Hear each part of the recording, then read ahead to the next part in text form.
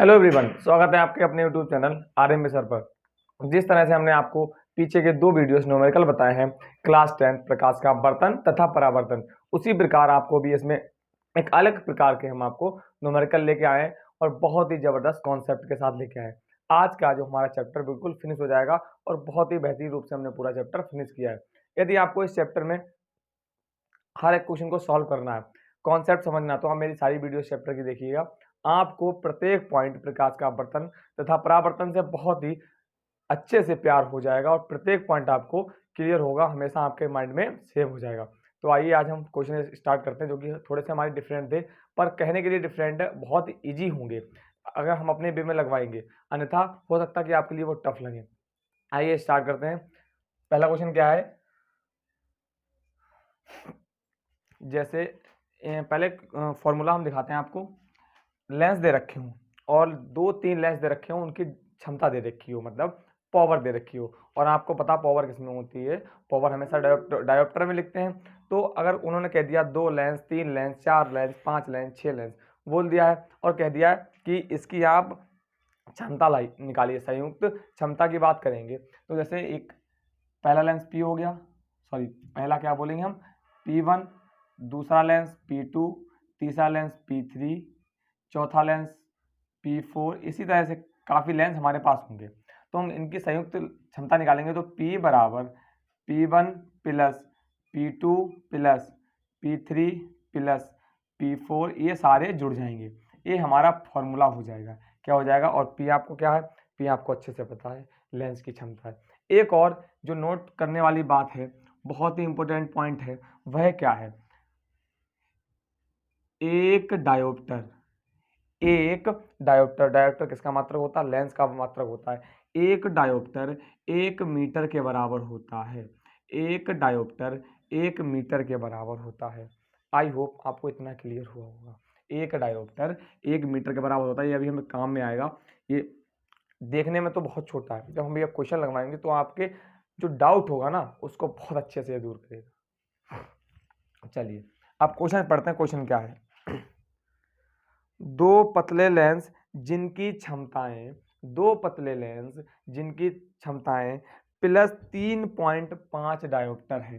तो लेंस जिनकी क्षमता है, पहला लेंस उसको P1 मानेंगे, उसकी क्षमता, और कितना है, प्लस 3.5 डायोप्टर है, 3.5 डायोप्टर है, तथा माइनस 2.5 डायोप्टर है। दूसरे का क्या है, P2 का क्या है, -2.5 डायोप्टर है। फिर क्या कह रहे हैं, इस लेंस संयोजन की क्षमता तथा फोकस दूरी।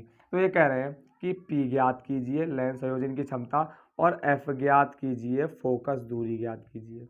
क्लियर हो गया। और अभी तक आपने फोकस दूरी का एक ही फॉर्मूला पढ़ा है, 1/f equal to 1/v minus 1/u, यही तो पढ़ा है। तो ना ही इसमें v है, ना ही इसमें u है, तो उसके लिए हमारे पास एक फॉर्मूला और है, वो भी बताइए कौन सा, और आपको बता भी चुके हैं एक फॉर्मूला कौन सा, ये वाला लगता है, P इक्वल टू 1/f। तो हमें सबसे जरूरी क्या है, हमें P निकालना जरूरी है, तो खुद ही P पूछ रहे हैं, तो क्या हो जाएगा, P equal to P1 plus P2, दो तो लेंस, तुम दो ही तो जोड़ेंगे, 10 यहाँ पे थोड़े जोड़ देंगे, यदि 10 होंगे तो 10 जोड़ेंगे, P1 P2 P3 P4। फिर क्या करेंगे, P बराबर P1 का मान कितना है, प्लस 3.5 डायोप्टर, तो यहाँ पर डायोप्टर नहीं लिखेंगे क्योंकि हम इसको हल कर रहे हैं। P2 का मान कितना है, माइनस 2.5। क्लियर हुआ। तो P बराबर 3 प्लस 3.5 को 3.5 लिख सकते हैं, और प्लस माइनस क्या हो जाएगा, -2.5। यदि हम इसको घटाएंगे तो कितना हो जाएगा, 5 में से 5 जाएगा 0, 3 में से 2 जाएगा 1, तो 1.0 डायोप्टर। तो हम इसको बोल सकते हैं कि P बराबर 1 डायोप्टर हमारा आंसर आ गया है। P बराबर कितना डायोप्टर आया, 1 डायोप्टर आंसर आ गया। तो यहाँ से खूब आप अच्छे से ध्यान से देखें कि हमने P का मान निकाल लिया, उसमें P पूछ भी रहे थे, अगर नहीं पूछते तब हमें P का मान निकालना पड़ता, तब भी निकालना, और पूछ लिया तो अच्छी बात है। तो हमारा फर्स्ट जो पार्ट था वो हमारा अच्छे से कंप्लीट हो गया, 2 पार्ट दे रखे थे। अब देखिए हमें क्या निकालना है, F का मान निकालना है। तो यहाँ से देखें, F इधर पहुँच जाएगा, P नीचे आ जाएगा, जो भाग में वो गुणा पहुँच जाएगा, गुणा वाला भाग कैसे, देखिए P गुणे F, ये भाग में तो गुणा पहुँच गया, बराबर 1, और हमें निकालना सिर्फ F निकालना है। तो P कहाँ आ जाएगा, भाग में आ जाएगा। तो F बराबर 1/P, ये वाला फॉर्मूला से हम निकालेंगे। एक ऐसे लिखेंगे और P का मान कितना है, एक डायोप्टर है, एक डायोप्टर, यहाँ से देखें। और डायोप्टर का मतलब क्या होता है, जब भी डायोप्टर का मतलब हम निकालेंगे तो डायोप्टर किस में हमेशा होता है, मीटर में होता है। एक डायोप्टर का मतलब 1 मीटर हो गया है। तो यहाँ पर हम बोल सकते हैं F बराबर 1 मीटर, या तो आप इसका मान किस में निकालें, मीटर में निकालें। क्यों, क्योंकि अगर हमने कहा नीचे अगर मीटर में दे रखा होगा, ये फॉर्मूला भी हमने निकलवाया था, तभी तो हम कह रहे हैं कि अगर आप ये वीडियो हमारी देख रहे हैं तो इससे पहले पीछे वीडियो एक बार जरूर जाए, आपको बहुत बेहतरीन कॉन्सेप्ट वहाँ से मिलेंगे। तो अगर मीटर में है, डायोप्टर का मतलब क्या, 1 मीटर के बराबर, मीटर में है तो 1 निकल आएगा। और यही अगर हम सेंटीमीटर में कर दें, F बराबर 1 जो डायोप्टर था वो सेंटीमीटर में कर दें तो ऊपर हमें 100 से गुणा करनी पड़ती है। तो F बराबर 100 सेंटीमीटर। आई होप आपको क्लियर हुआ होगा, बहुत अच्छे से क्लियर हुआ होगा। क्लियर हुआ, चलिए नेक्स्ट क्वेश्चन लेते हैं। और आपको कोई भी डाउट हो तो इसमें हम जरूर से कमेंट में बताइएगा। ये आपके सारे क्वेश्चन जो यहाँ पर लगवाएंगे वो डिफरेंट होंगे, ठीक है, कोई भी एक से मिलता जुलता नहीं होगा, क्योंकि हम आपको कॉन्सेप्ट अच्छे से क्लियर करा रहे हैं, तो आपको कोई भी डाउट नहीं होना चाहिए। एक क्वेश्चन आपके लिए बहुत अच्छे से हो जाएगा। देखिए, वायु के सापेक्ष जल तथा कांच का अपवर्तनांक। तो आप इतना ध्यान रखिएगा, अगर अपवर्तनांक की बात करें, किसकी बात करें, अपवर्तनांक की बात करें, तो अपवर्तनांक को किससे व्यक्त करते हैं, n से व्यक्त करते हैं। किससे व्यक्त करते हैं, n से व्यक्त करते हैं। अब क्या कह रहे हैं कि वायु के सापेक्ष, वायु के सापेक्ष। अब वायु इंग्लिश में एयर बोलते हैं, इसलिए हम क्या लिखेंगे यहाँ पर, वायु ए होता है। वायु के सापेक्ष किसका, जल का अपवर्तनांक। इसमें दो रखे हैं, जल तथा कांच, तो पहले जल निकालेंगे, जल का अपवर्तनांक कितना हो जाएगा, n लिखेंगे इस तरह से, और जी यहाँ पर सापेक्ष मतलब नीचे लिखा जाता है। ये नहीं कि आपने इस तरह से लिख दिया तो गलत हो जाएगा, ये है गलत। नीचे लिखेंगे n ऊपर फिर जी नीचे। तो वायु इसका मतलब होता है वायु के सापेक्ष जल का अपवर्तनांक। तो जल किसको, जल को हम क्या बोलते हैं, वाटर बोलते हैं। तो यहाँ पर लिखेंगे W, क्या लिखेंगे, W लिखेंगे। कितना दे रखा है, वायु के सापेक्ष जल का अपवर्तनांक 4/3। कितना दे रखा है, 4/3। चलिए, इसका अपवर्तनांक का कोई मात्रक नहीं होता है। फिर क्या कह रहे हैं, फिर से आप उसी लाइन को रिपीट कीजिए, वायु के सापेक्ष जल तथा कांच। अब जल का तो हमने निकाल लिया था, अब फिर से वायु के सापेक्ष कांच का अपवर्तनांक। तो वायु के सापेक्ष ANG, कांच को गिलास बोलते हैं इसलिए हमने G लिखा। अपवर्तनांक कितना दे रखा है, इन्होंने दे रखा है 3/2। कितना दे रखा है, 3/2। अब क्या पूछना है, जल के सापेक्ष कांच का अपवर्तनांक, जल के सापेक्ष कांच का अपवर्तनांक मतलब WN, जल के सापेक्ष कांच का अपवर्तनांक आपको निकालना है, तथा कांच के सापेक्ष जल का अपवर्तनांक GNW निकालना है। ये आपको दो चीजें ज्ञात करनी है। तो यहाँ पर एक ट्रिक समझिए आप, बहुत अच्छी सी।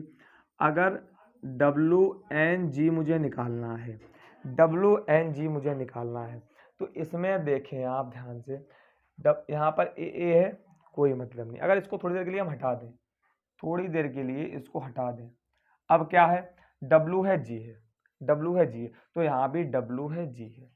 क्लियर हो गया। अब यहाँ पर हमारा A था, उसको हमने थोड़ी देर के लिए गायब कर दिया। तो हम क्या करेंगे, जो पीछे G होता है, अगर WP होता तो हम उसको ऊपर लिखते, तो जो पीछे होता है उसको लिखते हैं ऊपर, जो पीछे होता है उसको लिखते हैं ऊपर। तो NG तो ऊपर हो जाएगा, और जो आगे होता है उसको लिखते हैं नीचे बटे में। क्या करते हैं, उसको लिखते हैं नीचे बटे में। तो NW ही रहेगा, ये नहीं कि आगे लिखा तो आगे लिखेंगे। अगर आपने कहा कि सर भैया यहाँ पर W आगे लिखा है तो आप आगे लिखो, नहीं, मतलब एक तरीका होता है, जो पीछे लिखा उसको ऊपर लिखेंगे और जो आगे लिखा उसको नीचे लिखेंगे, पर रहेगा पीछे। क्लियर। तो देखिए, ये और ये दोनों एक से लग रहे हैं, ए और एक दोनों एक से लग रहे हैं, तो अगर हम यहाँ पर ए लगा दें, इसका मतलब वायु में, तो इससे कोई भी फर्क नहीं पड़ेगा, इससे कोई भी फर्क नहीं पड़ेगा। तो भाई इन्होंने आपको सिर्फ बेवकूफ़ बनाने के लिए ए लगवा दिया। तो WNG बराबर, ANG का मान कितना है, 4/3 है, 4/3 है, सॉरी, एक ANG का मान कितना है, 3/2 है, 3/2 है, और ANW का मान कितना है, 4/3 है। तो नीचे वाला ऊपर जाएगा, बाहर बाहर वाले की गुणा, अंदर अंदर वाले की गुणा, तो कितना हो जाएगा 3 गुणे 3, इसकी गुणा हो जाएगी तो 4 गुणे 2, तो WNG 3 3 9, 4 दूनी 8, तो WNG हमारा कितना आ गया, WNG 9/8 आ गया। अब यहाँ पर ध्यान से देखें, यहाँ पर आप ध्यान से देखें, अगर हमें GNW निकालना होगा तो जस्ट इसका उल्टा ही तो करना होगा, इसका मुझे उल्टा ही करना होगा। तो अगर इसका हम डायरेक्ट निकालें, क्या है GNW सिर्फ मुझे निकालना है, तो 8 ऊपर पहुंच जाएगा, 8 ऊपर और 9 नीचे। अगर आपको इसमें भी कोई कंफ्यूजन हो कि नहीं भैया इतना नहीं आएगा, तो इसको हल करके दिखाते हैं। GNW है तो हमने आपको बताया GNW वाले में क्या होगा, पीछे वाला हमेशा ऊपर रहता है तो NW हो जाएगा, NW, आगे वाला नीचे रहता है तो NG हो गया, यहाँ पर A, यहाँ पर A, क्लियर हुआ। तो W का मान, NW का मान कितना है, ANW का मान कितना है 4/3, 4/3 बटे ANG का मान कितना है, ANG का मान है 3/2, कितना है 3/2, तो ये कितना GNW के बराबर हो गया। बाहर बाहर वाले गुणा, अंदर अंदर वाले गुणा, तो 4 गुणे 2 बटे 3 गुणे 3 हो गया, तो 4 दूनी 8/9, तो ये आप देखिए GNW 8/9। आई होप आपको ये बहुत अच्छे से क्लियर हुआ होगा। इतना आया नहीं आया तो ये आप थोड़ा अपना दिमाग लगाएं, तब भी आपका आंसर आएगा। हल करना चाहें तो आपका वैसे भी आंसर आ जाएगा। आई होप आपको प्रत्येक पॉइंट बहुत अच्छे से क्लियर हुआ होगा। यदि आपको इसमें कोई भी डाउट हो तो एक बार हमें जरूर से कमेंट में बताएं। क्लियर, चलिए नेक्स्ट क्वेश्चन लगवाते हैं। नेक्स्ट क्वेश्चन क्या दे रखा है, प्रकाश वायु से 4/3 अपवर्तनांक वाले जल में प्रवेश करता है। प्रकाश वायु से 4/3 अपवर्तनांक वाले जल में प्रवेश करता है।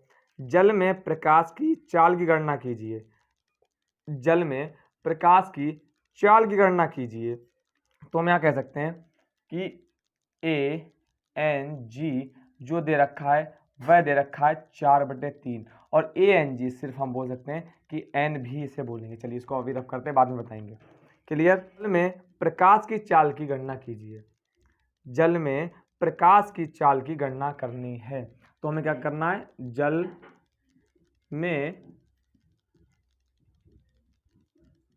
प्रकाश की चाल की गणना करना है, या जल में प्रकाश की चाल हम बोल सकते हैं V लिखेंगे। क्या लिखेंगे, V।